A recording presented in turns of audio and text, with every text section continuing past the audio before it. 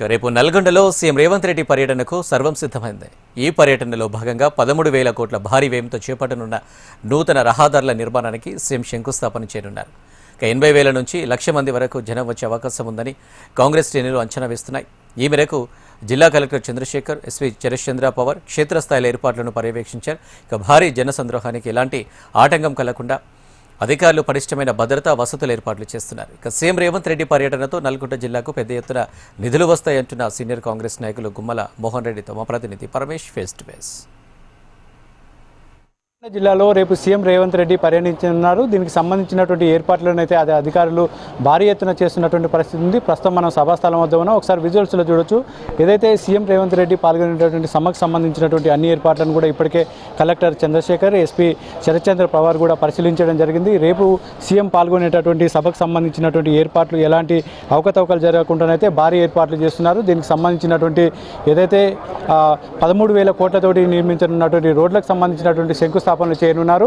రేపు సీఎం ఎన్ని గంటలకు రానున్నారు ఏంటి అనే విషయాలు అయితే మనతో మాట్లాడడానికి కోమటిరెడ్డి వెంకటరెడ్డి ప్రధాన అనుచరుడు గుమ్మల మోహన్ రెడ్డి ఉన్నారు. ఒకసారి అడిగి తెలుసుకుందాం. అన్న చెప్పండి, రేపు సీఎం ఎన్ని గంటలకు రానున్నారు, ఎలాంటి ఏర్పాట్లు చేస్తున్నారు? సీఎం గారు ముఖ్యమంత్రి రేవంత్ రెడ్డి గారు రేపు 3 గంటలకు కనగల దగ్గర వచ్చి అక్కడ ఆర్ఎన్బికి సంబంధించినది 13,500 కోట్ల రూపాయలతో వేసే హ్యామ్ రోడ్లకు మనం శంకుస్థాపన చేసి నుంచి వెళ్ళి నల్గొండ రావడం జరుగుతుంది. నల్గొండలో వాతావరణ పరిస్థితుల వల్లనే ఈ రకంగా ప్లేస్ మారడం జరిగింది. గతంలో కనగల దగ్గర అనుకున్న మీటింగ్ వర్షం వల్ల అక్కడ స్థాయిలు కొద్దిగా ఇబ్బంది ఉండి ఇంజికాలేజ్ మారడం జరిగింది. దానిలో భాగంగా కనీసం ఒక 10 డేస్కి వెళ్ళి ఎదురు చూస్తున్నాం.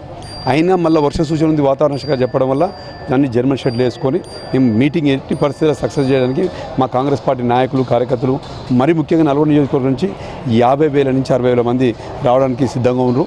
రేపు వర్షం రాకుండా ఇంకా బాగుంటుందని మేము అనుకుంటున్నాం.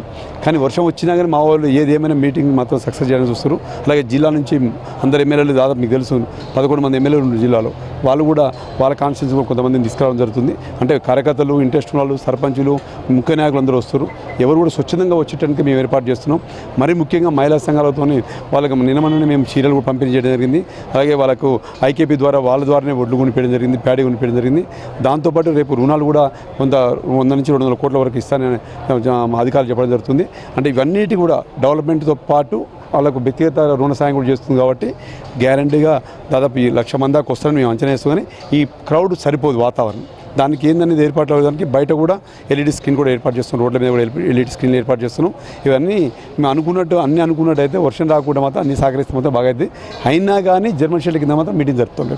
అయితే నూతనంగా ఏర్పడినటువంటి కార్పొరేషన్ సంబంధించినటువంటి రేపు నిధులు ఎలా కేటాయించబోతున్నారు? సీఎం రేవంత్ రెడ్డి ముందు ప్రతిపాదనలు ఏమైనా ఉన్నాయో దీనికి సంబంధించి?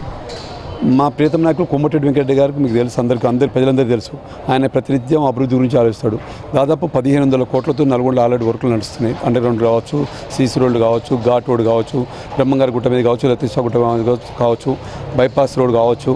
అలాగే ఇంకా 16 కోట్లు పెట్టి పానగల్ నుంచి ఇక్కడ దేవరకొండకు వైఎస్ఆర్ విగ్రహం దగ్గర కూడా మంజూరు చేయించడం జరిగింది. వాటితో పాటు నల్గొండ ఉన్నటువంటి ప్రజలకి మంచినీళ్ళు 2 డేస్ ఒకసారి వస్తుంది. కాబట్టి దాని కొరకు 83 కోట్లు మంజూరు చేయించి రేపే శంకుస్థాపన సీఎం గారితో చేయిస్తున్నాం. అంటే ప్రతిరోజు వాటర్ ఇవ్వాలని నల్గొండ పట్టణంలో.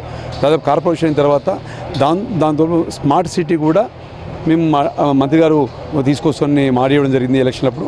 దాని భాగం కూడా ప్రయత్నం చేస్తున్నాం. అది కేంద్ర ప్రభుత్వం నుంచి రావాలి కాబట్టి ప్రతిపాదన కూడా మంత్రి గారు పంపడం జరిగింది. అది కూడా వస్తుందని ఆశిస్తున్నాం. దీంట్లో భాగంగా రేపు వచ్చే ముఖ్యమంత్రి గారు ఏ అభివృద్ధి కానీ మేము మా కాన్స్టిట్యూన్సీ ఉన్నటువంటి రోడ్లకు కావచ్చు, కొన్ని గ్రామ పంచాయతీలకు కూడా కొంత ప్రత్యేక నిధులు మంజూరు చేయాలని మేము కోరడం జరుగుతుంది. మా సర్పంచులు, మా మాజీ ప్రజాప్రతినిధులందరూ కూడా అడుగుతారు. దాన్ని కూడా మేము ముఖ్యమంత్రి గారికి రిప్రజెంటేషన్ ద్వారా తెలియజేస్తాం. చివరిగా చెప్పండి అన్న, ఏదైతే రేపు పెద్ద ఎత్తున జనాలు కూడా తరలి వచ్చేటటువంటి పరిస్థితి ఉంది కాబట్టి ఏర్పాట్లు ఎలా చేస్తున్నారు? పార్కింగ్ కానీ మిగతా విషయాలలో ఇబ్బందులు కలగకుండా కార్యకర్తలకు ఎలాంటి ఏర్పాట్లు చేస్తున్నారు?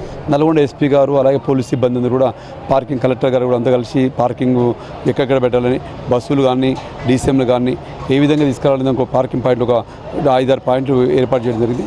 అవన్నీ ఈరోజు కూడా ఫైనల్ చేస్తాం.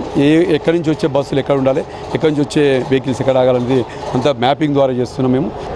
సో ఇది పరిస్థితి. ఏదైతే రేపు నల్గొండలో సీఎం రేవంత్ రెడ్డి సభకు 80 నుండి 1,00,000 మంది జనాలు అయితే హాజరయ్యేటటువంటి పరిస్థితి ఉందని చెప్పేసి దీనికి సంబంధించినటువంటి ఏర్పాట్లను కూడా పెద్ద ఎత్తున చేస్తున్నామని చెప్పేసి రాష్ట్ర వ్యాప్తంగా ఏదైతే నిర్మిస్తున్నటువంటి 13,000 కోట్లకు సంబంధించినటువంటి హ్యామ్ రోడ్లకు సంబంధించిన శంకుస్థాపనలకు ఎక్కడ కూడా ఎలాంటి ఇబ్బందులు కలగకుండా పెద్ద ఎత్తున ఇటు నల్గొండ జిల్లాలో అయితే ఏర్పాట్లు చేస్తున్నటువంటి పరిస్థితి అయితే ఉంది.